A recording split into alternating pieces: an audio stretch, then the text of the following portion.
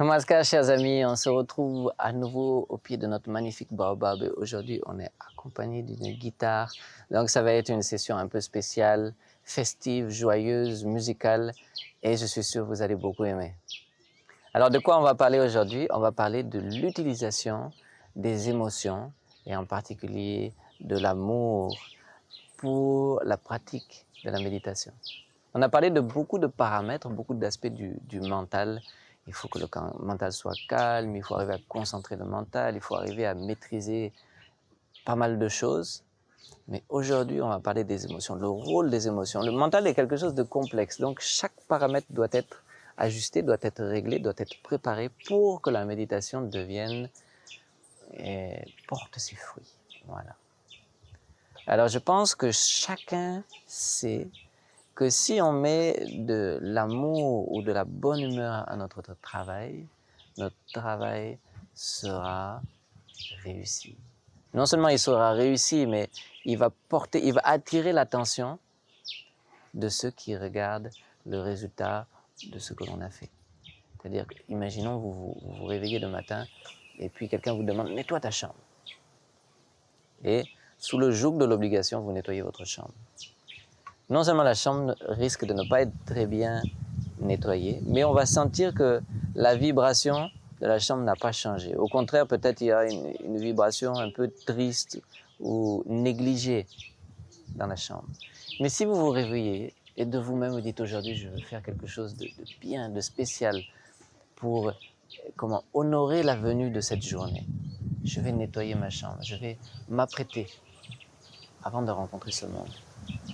La façon dont vous allez nettoyer votre chambre avec cette dévotion, avec ce soin, peut-être qu'à la fin vous allez ajouter des petites fleurs sur votre table basse. Vous allez voir que la chambre entière va se mettre à briller. Ce que vous avez donné, votre humeur, votre cœur au moment de l'ouvrage va se ressentir sur l'ouvrage en question. Quelqu'un qui travaille bien, c'est une personne spéciale. C'est-à-dire que non seulement elle a fait le travail, mais il y a une touche humaine, voire divine, qui s'est imprimée dans son travail. C'était le Seigneur Bouddha qui disait qu'un travail bien fini dans les détails, c'est ça qui montre la touche spirituelle du travail. Alors, pour la méditation aussi, c'est la même chose. Le point de départ de la méditation, c'est l'amour. Le point du milieu, c'est l'amour et le point d'arrivée, c'est encore l'amour. L'amour doit être présent. On a parlé de l'utilisation d'un mantra. Un mantra, c'est comme une graine qui porte en potentiel la réalisation de ce qu'est la conscience suprême ou le divin, pardon. Cet amour avec un grand A. Maintenant, on pourrait comparer ce mantra à une graine.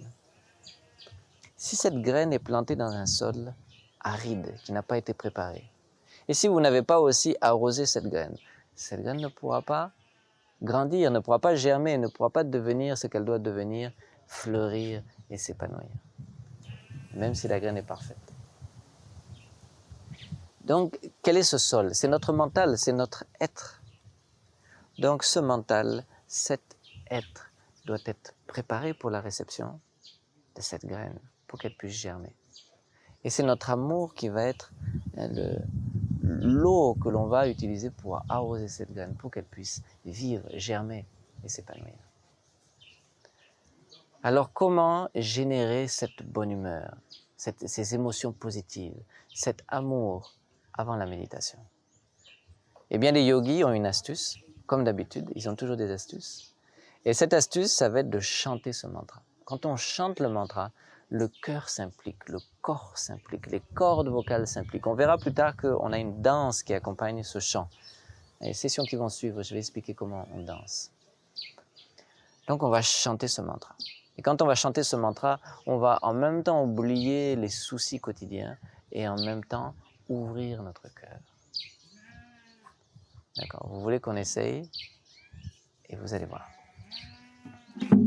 Alors je prends la guitare, mais le kirtan, c'est-à-dire chanter Bhavanam Kevalam, peut se faire sans instrument. L'instrument n'est pas nécessaire. Vous pouvez prendre n'importe quelle mélodie qui vous plaît